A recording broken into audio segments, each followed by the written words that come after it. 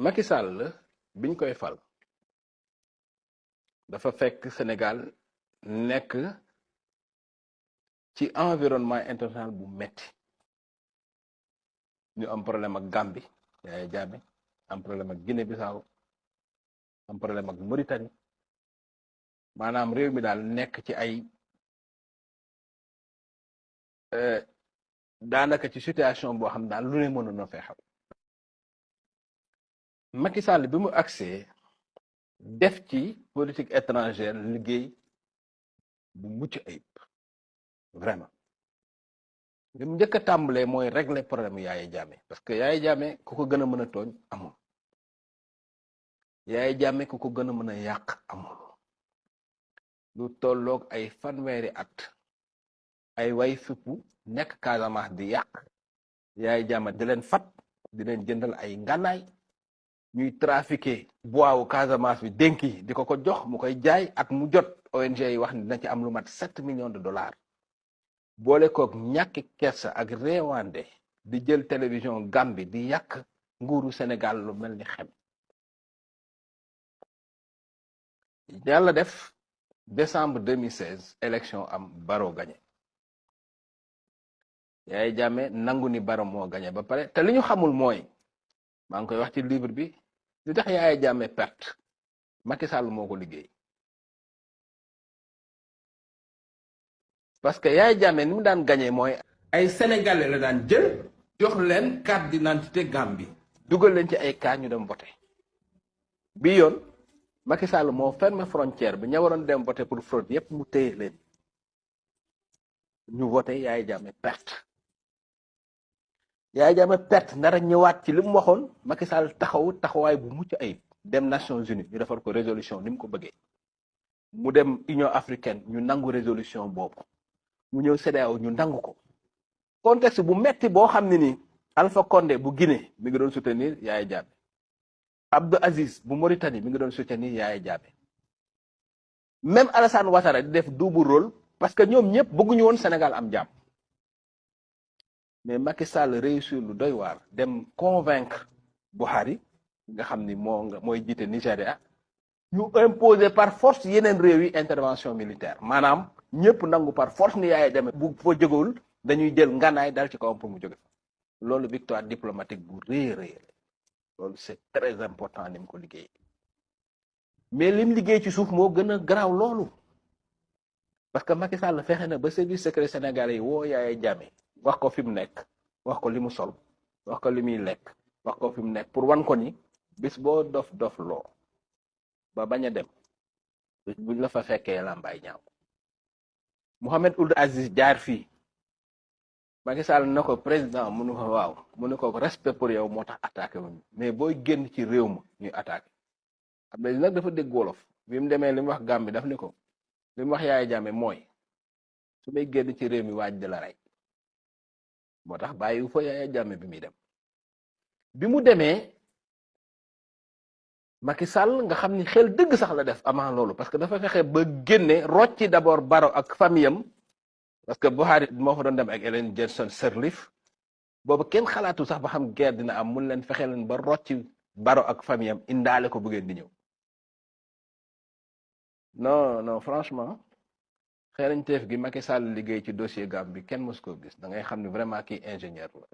bi loolu amee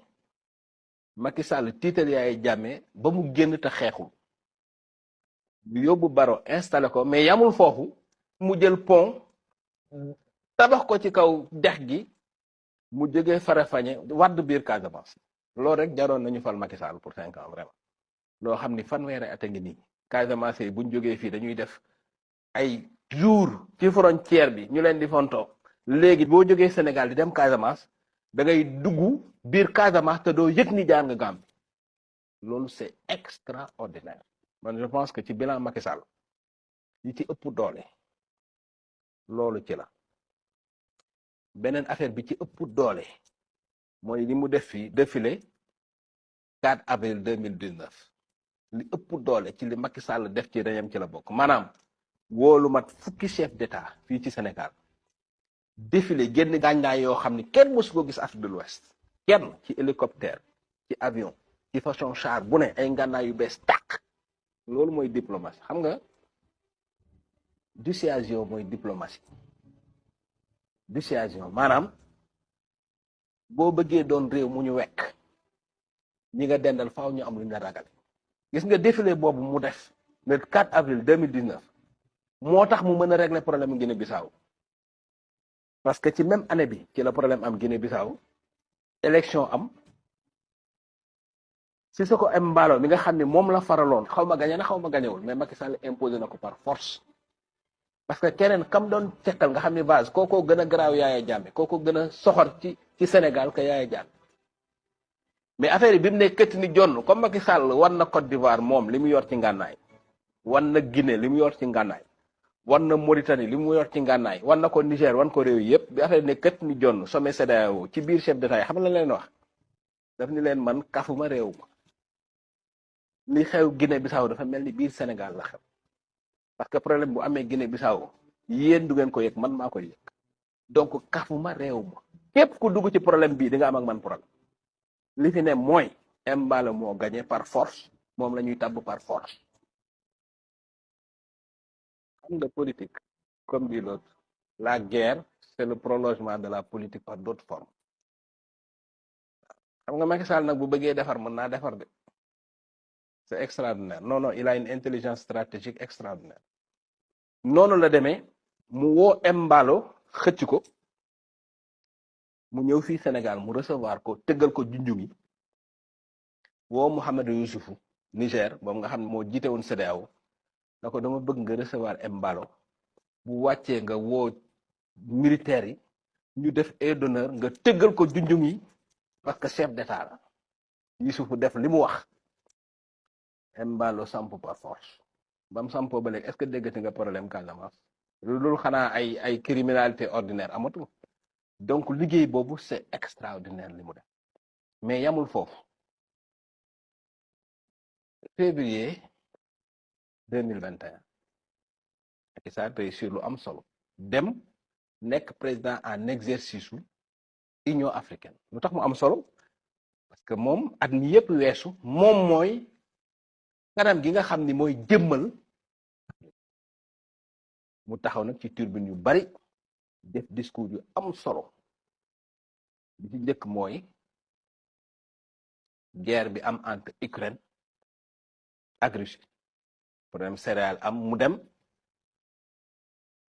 Poutine recevoir ko mu porter la voix de l'Afrique loolu c'est important ci image Sénégal loolu lu rëy rëy la loolu passé nouvel ordre mondial am mu ñëw taxaw waxal Afrique tribune Nations Unies loolu rëy la sommet environnement am COP27 Sharm el Cheikh mu ñëw def discours bu graaw ci naka lañ war a mën a jàppale Afrique pour mu sauvegarder les questions environnementales mais li gën a garaaw yëpp du loolu 15 décembre bi passé sommet Afrique États-Unis bi am Macky Sall def na discours boo xam parce que xam nga ci diplomatie en diplomatie les discours sont des événements diplomatie wax boo gis dafay taxawinu jëf li mu wax Joe Biden mooy kan moo tooñ intéressé wuñ adduna bi li ñu war a def mooy nu ñuy def ba guerre bi jeex loolu lu rëy la ci diplomatie parce que ku ne xam na ni guerre Russie bi Ukraine buy continuer c'est parce que américains yi ñoo bëgg a sukkandiku ci Ukraine pour affaiblir Russie donc problème bi du problème Ukraine donc loolu Macky Sall wax amul benn président Europe wala Amérique bu ko sañ a wax moom taxaw na wax ko donc vraiment ci diplomatie moom résultat Macky Sall moom maanaam li mu def ci diplomatie bu ko defoon ci wàllu koom-koom tey Sénégal moom ci pays yi gën a riche ci monde bi ci la bokk. Pour neutraliser les bandes armées qui s'étaient enquistées depuis très longtemps dans ces forêts de Blaze et de Bissine, cette opération est effectivement motivée par le fait que durant ces 3 derniers mois, de novembre, décembre jusqu'au mois de janvier, effectivement, nous avons constaté que les bandes armées ont mené plusieurs exactions sur les populations. Les événements les plus récents et les plus marquants, c'est particulièrement la tuerie au niveau de Niadiou avec les 2 jeunes qui avaient disparu en novembre et dont on a retrouvé les restes humains plus tard, 2 mois plus tard. Et ensuite, il y a eu l'exaction sur les populations qui étaient parties fréquenter la forêt de Toubacouta. Cette opération, elle a été déclenchée, elle avait 3 objectifs. Premièrement, il s'agissait pour les armées de créer les conditions sécuritaires propices pour favoriser le retour des populations dans leur bercail qu'elles ont abandonné. Ça fait 30 ans. Également enclenché cette dynamique, c'est de nous rétablir sur la frontière. Voilà, avec la création de postes militaires sur la frontière avec la République de Guinée-Bissau, avec qui, en tout cas, les forces de défense et de sécurité, depuis le 29 novembre passé, vous avez remarqué, il y a une coopération opérationnelle militaire avec les FDS bissau-guinéennes, avec qui maintenant nous partageons pas mal d'informations. Et durant ces opérations également, ça a été bien précisé. Effectivement, il y a eu un grand concours qui a été joué par les forces de défense et de sécurité bissau-guinéennes. Effectivement, contrôler tous les points de passage qui sont non officiels et par lesquels transitent tous les trafics illicites et par lesquels également transitent pas mal de marchandises frauduleuses. C'est principalement les bases de Boussolum qui est là à l'ouest, à peu près 3 km. Et ici, vous êtes dans la base de Badion, qui était le centre de gravité et vraiment la force du MFDC. Et ensuite, vous avez le camp de Sikoum qui représente le symbole, mais uniquement le symbole. Mais la force du MFDC était ici avec les 2 grands chefs rebelles que vous avez connus, Davé Kompas et puis il y avait Paul. ñoom ñooy ciment wu suñu nation bi quand même. muy l'armée. tey dafa am chez les parachutistes fête bu fa amoon su ma juumul fête Saint-Michel la tudd. Camp Thiaroye et Sopara lañ ko doon mandargale ku nekk nii di wàcc. temps xale ñëpp di daw xool kan mooy wàcc nii ngeen foog. c'est le général lui-même. général Kandé la. exactement le général Kandé la. le général Kandé. Kandé la. c'est pour montrer aussi à la ci ñi ñu wër. que ñun suñu généraux yi tooguñu ci ay bureau ak. climatiseur non xam nga lu ma dañuy tëb para jiite gaañi bu ñu leen nee ay ca ñoom ñooy jiitu. c'est lui qui descend c'est le CEMAT. chef d'état-major de l'armée de terre, si je ne me trompe. Et mi ngi nii moom mooy réaliser saut bi à l'occasion de xam nga lu ma marqué. bu doon yaa ngi déglu vidéo bi sànq maa ngi gis booy di ko partagé. gars yi dañ ñu ko laal ko dafa am benn genre saut booy def am affaire boo xam ne da nga ko war a laal avant ngaa wàcc. ma gis ni jàpp ne général dañuy jàpp ni tey yaa ngi sa bureau ñu defal la ay jàppoo nga commencé nanti mais lii nii bokkaat na ci dalal xel yàlla baax na mais yàlla na jàmm rek di am. parce que Kandé dañu gis liggéey bi mu liggéey ci sud bi benn moment. waaw nangu ay affaires yoo xam ne dañu la ay 30 ans zone presque de non droit la woon boo leen di fàttaliku Kandé mii moo fa nekkoon. mais ni nga wax invité yi ñi ngi vraiment beaucoup de pays étrangers ñoo xamante ni kilifa yaa ngi ñëw toog moom mu waroon toog ak ñoom. mais mu ñëw sol. choix la non c'est que Der xam nga lan la ñu wax tëb comme Der c'est l'occasion de féliciter ces gens. yi dul wax la grande muette. xam ni noppi lañ féetewoo. xam lu bari noppi. di daj lu ne ñu leen di yàq lu ne. fekk na pour la stabilité de ce pays. liñ ciy def ñoom xamuñu parti. xamuñu nit république lañ xam. balaa nga koo xam bis bañ ne Ablaye Wade wàcc na. ñu war a sécuriser ki nga xamante ni mooy Macky Sall. ci saa si ngay xam ni maanaam ñii république la ñu xam. balaa nga koo xamaat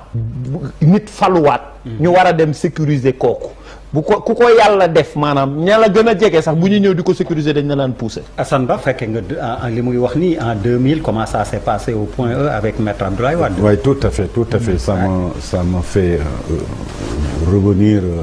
disons ay esprit. dès que ñu ne moom la ni ñu yegsee. am solo vraiment c'était des frissons. c'est plus récent Macky mais lu am solo la mais boo ma may bu dee ne émission bi jeex ñu. non jeexagul Charles toujours si yow tu connais ma fierté. Exactement. Avec la notre fibre armée.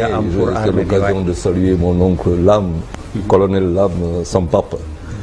Nider, c'est notre fierté. 1975, ça chauffe au Liban. Et on voit une armée black qui arrive. C'était l'armée sénégalaise. 1975.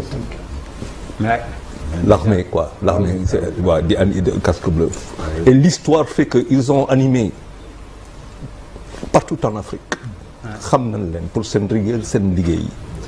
ba pare nekk suñu fierté balaa gis nga Der lii ñun de buubu mu ngi ko doon wax sànq dañ ko doon dund ba nga xamante ne dañ doon dem camp ba des choses extraordinaires. C'est ça, la place de terreur voilà gis nga dañu war a roy si ñoo xamante ne c'est les seuls au monde nga xamante ne liggéey ba ngay def da ngay wax pour koo xamante ne kooku wala lu war kooku la ñuy jot bu fekkente ne dara dal na la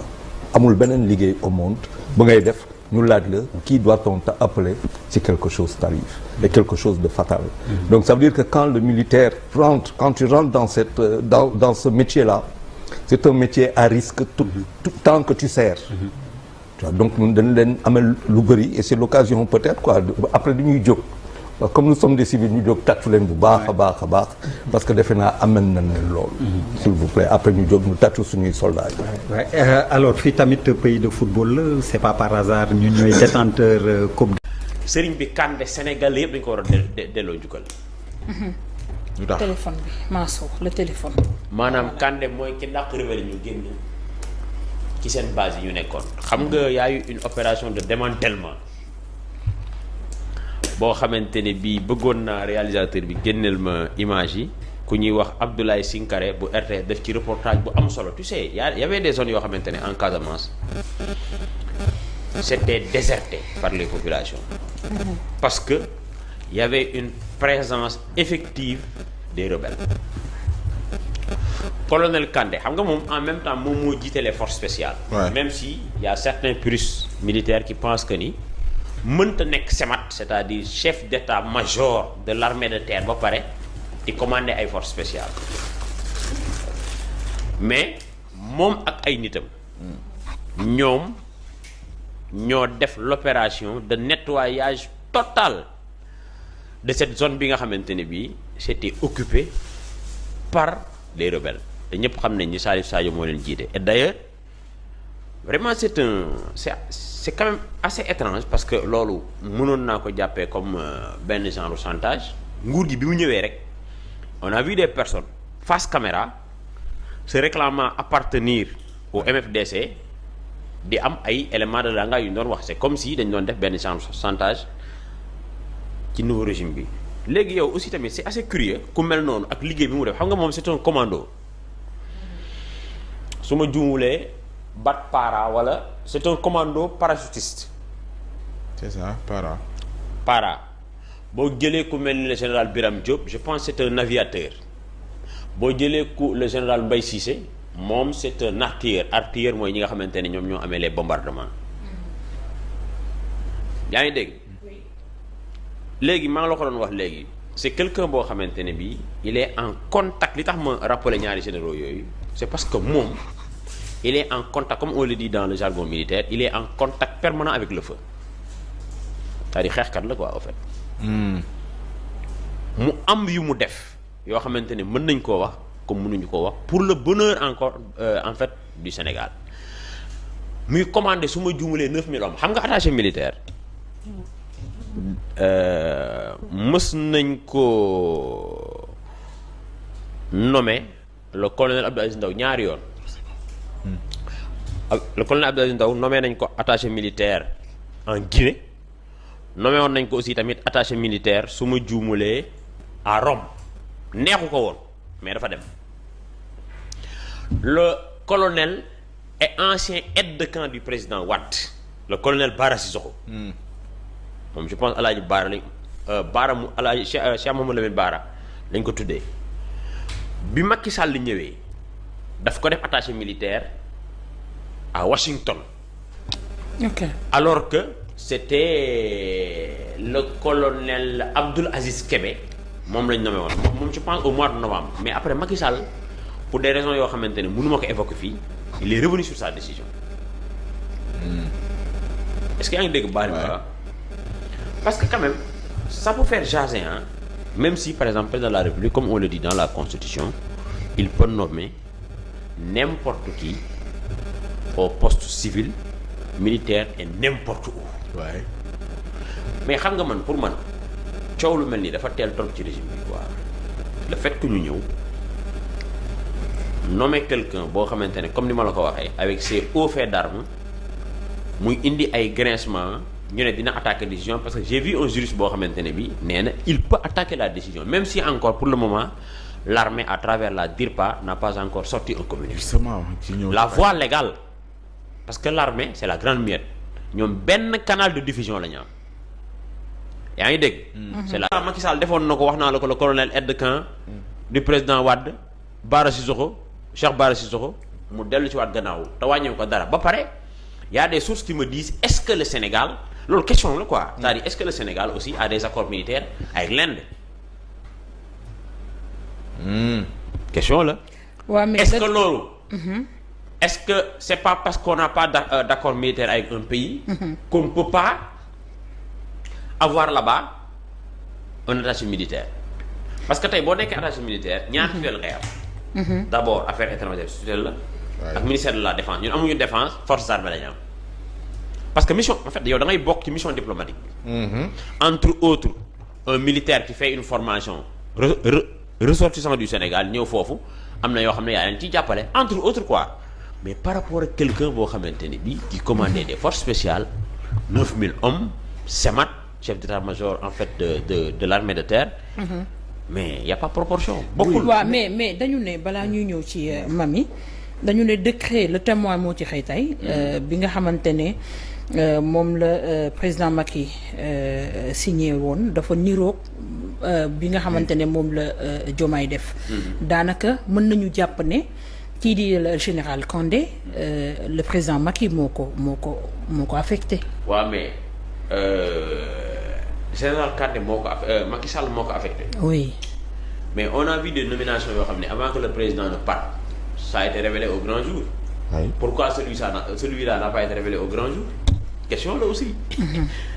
donc finalement ça va dans tous les sens te sëñ bi franchement régime bi coow dafa teel ci ñoom torop waaw man Ousmane Cissé est-ce que xam nga ne denrée yi ba léegi wàññeekoogul ceeb bi dafa mel ni luy yokku soble yéen ñii dem katu grande surface ngeen xam ngeen ni soble bi mu ngi yokku yaa ngi dégg man daal Ousmane Cissé man question bi yàlla xam ne démb j'ai failli t'envoyer un message pour te dire que man bëgguma ko aborder. D'accord. parce que am na yuñ ci xam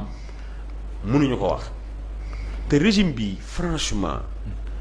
taal nañ leneen lu dul. non waruñu en fait lépp loo xam ne encore une fois je le dis et je le maintiens président moom ku ko neex lay yóbbu fu ko neex. fu ko neex. ci prérogative am la bokk mën nga jël un colonel. tu peux prendre un colonel tu peux le mettre semga mais bu boobaa généraux yi nga xam ne ñoo gën a gradé parce que dans l'armée grade de mérite yëpp colonel la yam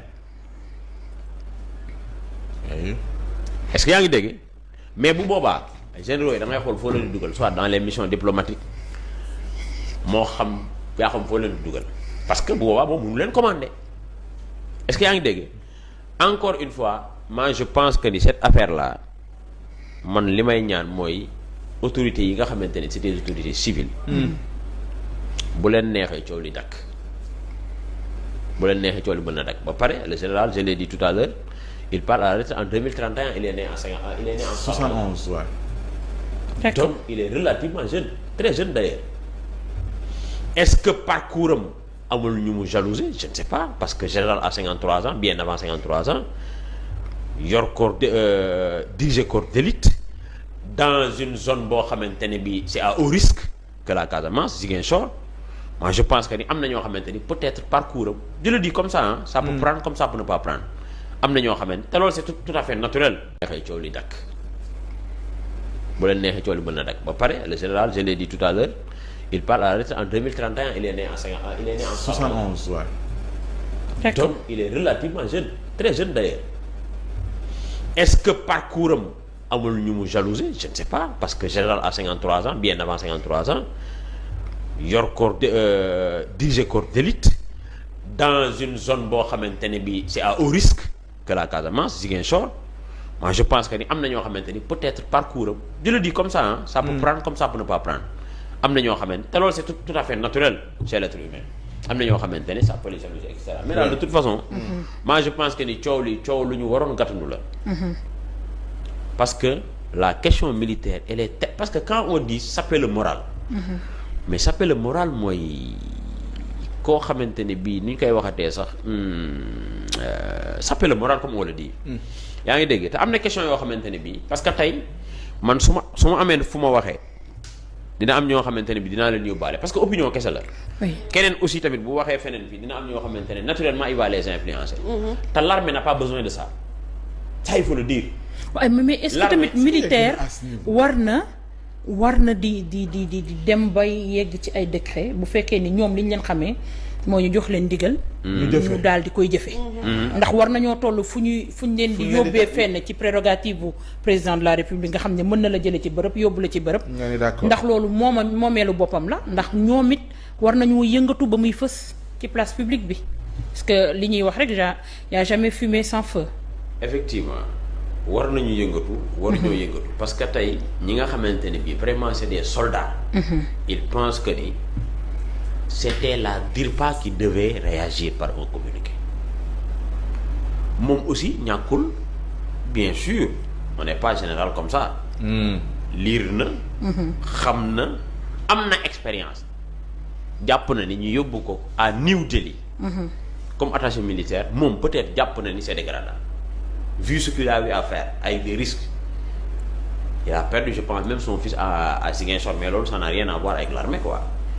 tu comprends. man daal jàpp naa ni daal bu dee ñun wax dëgg neex yàlla dañu war a épargner l'armée de ces méli-mélo là de ces polémiques moi je pense que les autorités yi nga xamante ne bii ñoo jëloon décision bi du leen wàññi dara ñu revenir ci su ko defee après parce que sëñ bi am ñoo xamante ne xam nga léeg-léeg ñu ngi ñuy interpellé ci wàññi dund gi dund bi fan la jóge ak kan moo ko yokk balaa ñun ñuy egsi. moo waral diggante 2021 ba tey rawatina 2022 bii ñu génn bi nga xamante ne prix yëpp yokk nañu ñun dañu ne lépp lu jëm ci dund gi mu mel nu ceeb diwlin suukar ak ñu mel noonu farine bi nañu fexe dindi lépp lu doon taxe bu état bi doon def loolu boo koy xayma ñaari at yi état bi ñàkk na si lépp ñaar téeméeri milliards yoo xam ne alal la bu mu waroon jël di ko liggéeyee mais tey jii ñu teggil ko askan bi kon bu ñu naan mbir yi seer na dëgg la seer na ndax àdduna moo mel noonu waaye bu ñu fàtte nag effort yi état bi def te bu ko defuloon dana doon gën a metti te def nañu subvention waaye gis nañ ne mburu mi par exemple subvention yi doyul ndax dindi nañu taxe yëpp waaye gis nañ ba tey cher na pour ñu bañoon yokk mburu mi nag ñu ne ñun nañu defaat subvention xam nga ne ñetti weer yu ne état bi dina si def fukki milliards ak juróom ci mburu mi rek muy 60 milliards ci at bi pour que nit ñi di jënd miche mburu prix bi ñu koy jëndee sinon dinañ ci doon yokk fanweeri dërëm wala yu demee noonu donc loolu woyofal boobu nag dañ ko def ci courant bi dañ ko def ci carburant bi dañ ko def ci énergie bi de façon générale ba tax daaw juróom-ñaar téeméeri milliards ak ñeent fukk ak lu topp le gouvernement bi jël def ko ay subvention muy lu 10 juróom-ñaar téeméeri milliards ëpp na budget Sénégal ci atum 2000 donc loolu nit ñi nañ ko reconnaître xam effort yi ñu def maintenant nag bu jamono melee ni mu mel nga xam ne fii ba Europe fii ba États-Unis da ngay dem ñuy rationner nit ñi dañu xam ne ñun mënuñu rëcc ci loolu waaye yërmande dëgg la ñu dawal pour que mbir yi xaw a mel ni mu mel ni te ba tey ñu ngi joxe subvention boobu. Pour régler les préoccupations des Sénégalais il n'y a pas de mystère il faut travailler beaucoup et parler peu ça va être la ligne de conduite de mon gouvernement. Nous avons déjà la feuille de route, nous la connaissons. Maintenant, il s'agit concrètement de répondre aux préoccupations et de rendre visible cette action. Il est évident que depuis l'alternance, beaucoup de choses ont été faites. Ça, personne ne peut le nier. Il s'agit maintenant d'accélérer le rythme de cette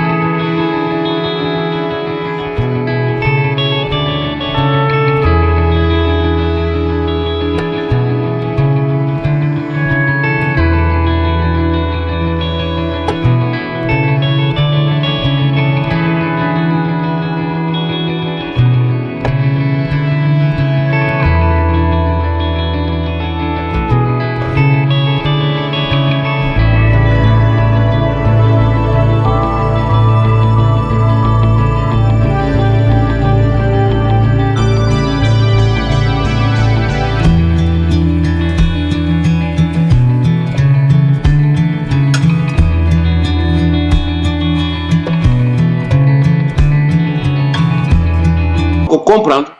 mooy lii tax occidentaux yi mere ko di ko saboter mooy contrat pétrolier yi mu signé président de la république dafa def quote-part bi nga xam ne Sénégal moo ko moom pledgé wu ko loolu occidentaux yi mere ko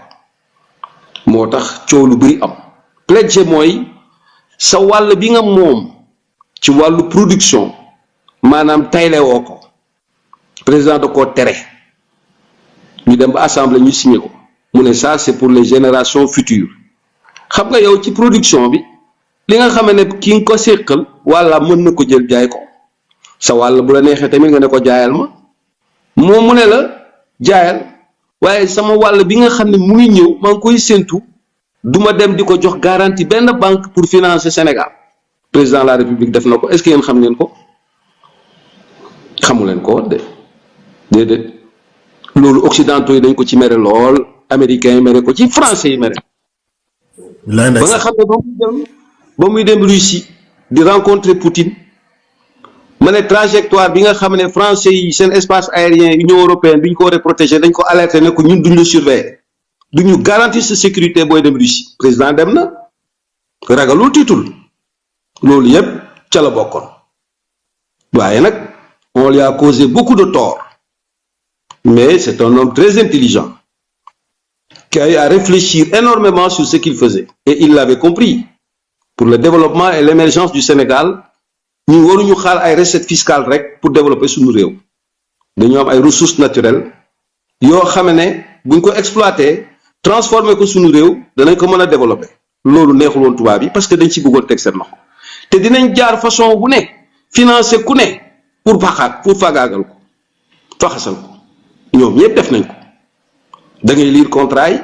ba ci contrat bi mujj am nii fii biir Sénégal am na benn contrat bu ñu jox ay étranger seen contrat jeex na reyante nañu pour que président renouveler ko président bañ invité nañ président seen réew président dem na fa ne leen du ma leen renouveler seen contrat lu ma tudd seen tur seen contrat bi juin bii lay jeex président dafa woo conseil des ministres mu ne lii ay sénégalais lañ koy jox il a donné des instructions ñun sénégalais yi ci lañu bokk loolu am na fii Sénégal na kenn wax na yàlla contraire société bi Dakar naa président de la République daf leen ne du ma leen renouveler je donne ça à des citoyens sénégalais président de la République l'a dit il l'a fait président de la République dafa jël ligne 225 000 kilovolts bii jugee Kaolack OMVG def ko mu interconnecté ko ak gazu Yaakaar Teranga ñu war fa def benn station d'épuration station de transformation liquéfaction maanaam ñun ñooy génnee suñu gaz boobu su génnee danañ ci def urée danañ ci def engrais mooy supporter suñu agriculture pourquoi ñu naan pourquoi muy defar ay tali mais su urée boobu génnee ak engrais boobu génnee ban tali lay jaar pour dem jàppale agriculteurs yi faut bien que moom ay infrastructure te sénégalais bu ci nekk am nga droit jënd gaz boobu def gaz bu la neexee nga def propane bu la neexee nga def butane bu la neexee nga def acétylène mais gaz boobu mooy tax loo yaakaar ak loo gis ci industrie plastique ci gaz boobu lay génnee yaa xam bouchon yi di tëj bouteille yi yaa xam siège yi yaa xam lii suñu société soxla en matière pharmaceutique ci gaz boobu lay génnee sénégalais xam ngeen ko 142 hectares de président de la République réservé fële Tivaouane Peulh fa la gaz bi di wàccee mu ne BP gaz bi du ma ko jaay Sénégal lay wàcc. 10% yi mooy 10% yi Petrosen au départ mooy 10% yi Petrosen di am alors que 10% yi Petrosen du génne xaalis il faut que mu leer suñu bopp mooy loo xam ni Petrosen du joxe dara mais kenn du fi def fii du fi wut pétrole te ñun amuñu si dara d'accord. Deuxième étape mooy bu ñu trouver pétrole mën nañu yéeg ba 20% mais Petrosen benn partie rek la si consortium bi mais état bi l'état du Sénégal dafay am 35% donc fukk yu nekk am na ñett ak genn wàll loo xam ni état Sénégal moo ko moom si profit oil bi mooy li gars yi wala gagné d'accord donc boo boolee loolu boole taxi boole li Petrosen am. Effectivement si benn si champ yi mooy champ bi nekk nord Sénégal am na si 64% sore na ak 10% donc na gars yi bàyyi wax 10%. pétrole bi dama def ay loi yu ko encadré bi ci jiitu mooy loi sur le contenu local maanaam lépp lu ñuy def mu jëm ci pétrole xam nga nag du yëfu caaxaan activité buñ ciy def bu ne am na loo xam ne ala kulli leen waa Sénégal ñoo koy def léeg-léeg lenn li xaaj bi lay doon lenn li téeméer boo jël juróom-ñaar fukk yi waa Sénégal ñoo koy def léeg-léeg téeméer boo jël ñaar fukk ak juróom parce que mu ngi dépendre ci technologie ak xarañte bi nga xam ne foofu la métier bi toll.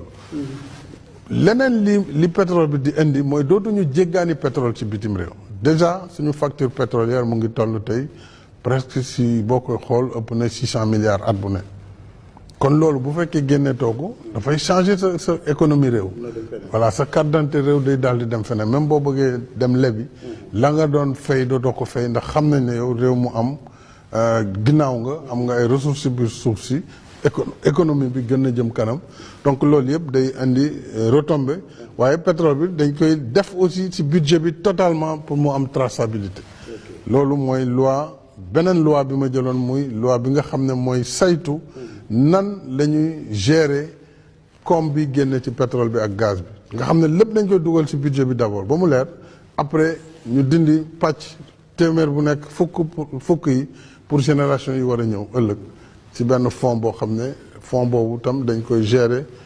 at mu ne mu dem assemblée nationale wane lu ñu ci def ak fu mu ci toll 90% yi mooy dem ci budget bi loi boobu aussi tere na Sénégal di leb jël pétrole bi gagé ko ni yenn réew yu bëri di def parce que waruñu sacrifier ñi war a ñëw ëllëg ak yeneen yoo xam ne code pétrolier bi ci boppam changé nañ ko pour Sénégal di ci gën mën gis boppam donc loolu yëpp ak courant bi ni ñu ko nar a toggee gaz bi lay doon ak suñu pétrole donc dina mën wàññi njëgu seeraayu courant bi te loolu bu amee dina yegg ci gàttal baaw ba ci njëgu xar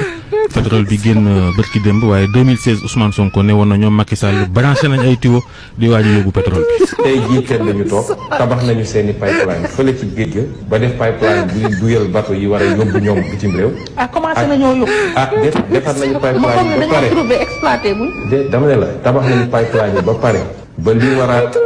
yebal bateau duyal bateau yi yóbbu ñoom nga xam ne ñun Sénégal maa ngi yow fi ñu toog du ñu xam ci géej ga la ñuy taxaw ñu duyal leen ñu dem. ak pipeline bi war a andi biir réew mi lépp defar nañ ko ba pare te amul sénégalais bu la mën a wax tey suñu pétrole lu mu demee luñ ciy am luñ ciy gagné ak yu demee noonu. jërë ngeen jëf. wax nañu seeni pipeline fële ci géej gi ci océan ba def pipeline bi duyal bateau yi war a yóbbu ñoom bitim réew. commencé nañoo yóbbu. defar nañu pipeline yi ba pare dama ne tabax nañu pipeline yi ba pare ba li war a yebal bateau duyal bateau yi yóbbu ñoom nga xam ne ñun Sénégal maa ngi yow fi ñu toog du ñu xam ci géej ga la ñuy taxaw ñu duyal leen ñu dem ak pipeline bi. Assane pétrole bi génn na société pétrolier bii di offshore ñoom nag nee nañ daañu def seen kéemtalaay kàttan ba jéem a renforcer li nga xamante ne nii moo di économie bu Sénégal permettre tamit indi jeunesse bi ngir ñu mën a am ay emploi yoo xamante ne nii kenn dootul jooyati ne awma liggéey. waaw am na solo mais man moom wax dëgg yàlla jamonoy président Macky Sall li ma déggoon ak lii du benn. loo déggoon. maa dégg ñaan président Macky Sall jaay na yóbbu ñu mucc nañ suñu pétrole bi zircon bi gaz bi yóbbu nañ ko. Aliou Sall. waaw loolu lépp ñu ni président Macky Sall jaay na ko lekk nañ ko def nañ pétrole ba ni naan nañ ko tey ñu ne bii mooy première bërigo bi génn Sénégal. kon loolu ñu daan wax fan lañ ko tegoon. ah Omar loolu ñu daan wax fan lañ ko tegoon ah da ngay gis sax ku naan samay 400000. samay nangam loolu lépp politique bu salte la woon li ñu doon wax dara leeru leen ci. ndax pétrole mi ngi nee nañu mi ngi doog a génn tey. te léegi liñ doon def si bopp nit.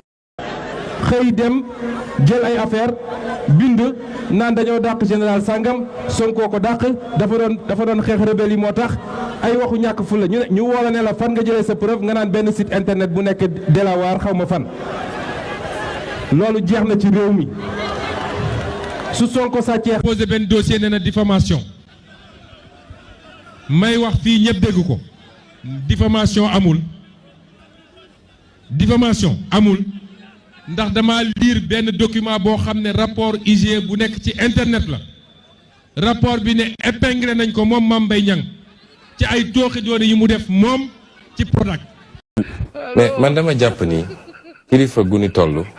waroo mën a taxaw jàkkaarloog askan wi di wax loo xam ne leer na ni bi nga ko wax loolu amut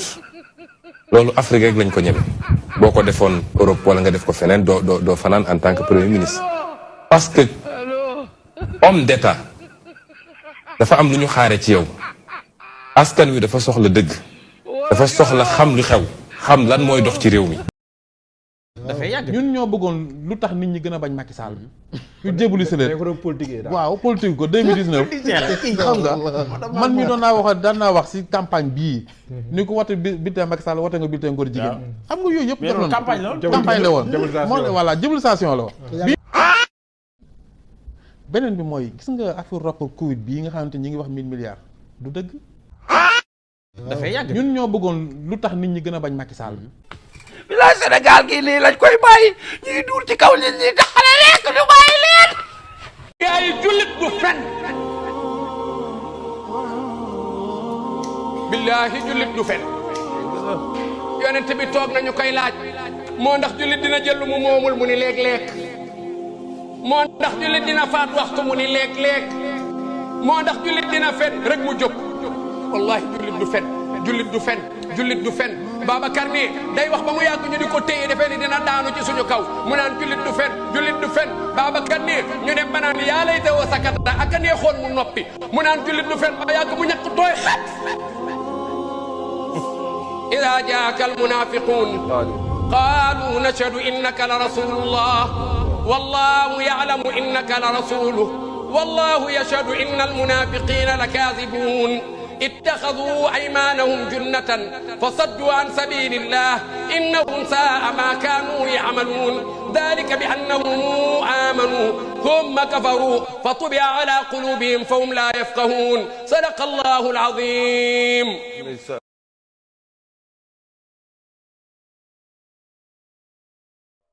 Ode kédovine pour Macky. Dans les vallées de Kédougou, sous le ciel étoilé, un hommage s'élève, pur et délicatement voilé. Les montagnes se font l'écho de ces mots sincères. Saluons Macky Sall, un leader aux visions claires. Au cœur de l'Afrique, où le Sénégal bat son plein, Kédougou se souvient dans l'air frais du matin.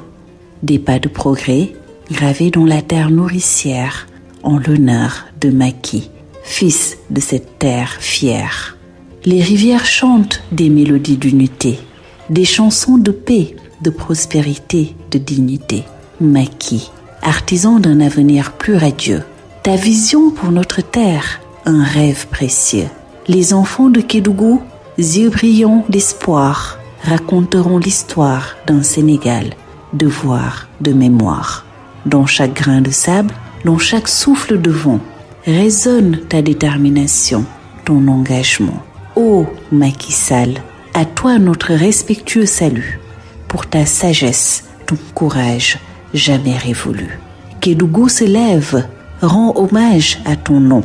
gardien de nos rêves, architecte de nos horizons. Ainsi, Kédougou chante et célèbre ton chemin, un leader, un guide, dans les cœurs tu resteras sans fin. Sous le soleil africain, ta vision continue de briller. Kédougou se souvient. Macky Sall pour l'éternité. Président Macky Sall jox nga étudiant yi orientation amatul étudiant buy tambambalu. Président Macky Sall yow yaa def lu kenn deful nga yokk bourse étudiant yi nga wàññi seen lekk ndax lu doon jar fanweer nga indi mu nekk ñaar fukk lu doon jar fukk ak juróom nga indi mu nekk fukk. Président Macky Sall xam-xam ak jàng dugal nga ko ci biir Sénégal yépp yow da nga méngoog jamono indi université bu méngoog jamono muy université virtuelle du Sénégal. Président Macky Sall yow yaa taxawal fii ci Ndar ci cité ñax université virtuelle muy espace numérique ouvert bi nekk cité ñax. Président Macky Sall yow yaa àggale liggéey bu amoon yépp ci université Gaston Berger. Président Macky Sall yow yaa tabax UFR sciences de l'éducation et de la formation nga indil Ndar piscine olympique ñaareelu piscine olympique ci Sénégal président Macky Sall da nga xettali Ndar ndax course sarangooñ jooy nga wollu ko yow yaa jox ay moteur bu nappkat jënd nga def ci 1 million président Macky Sall doomu Ndar yi doomu diiwaanu Ndar yi nee nañu jërëjëf a jaaraama kaa moƴƴo président Macky Sall da nga laab biir da nga yëwen te da nga civilisé ndax kat mbër nga suñu mbër nag mbëru askan bi la fu mu jaar ku fa jaar nga taqaban le 24 février 2019 su tim sigil nga sa réew sigil nga lislaam sigil nga sa réew sigil nga lislaam maam fu ñu lay jëlee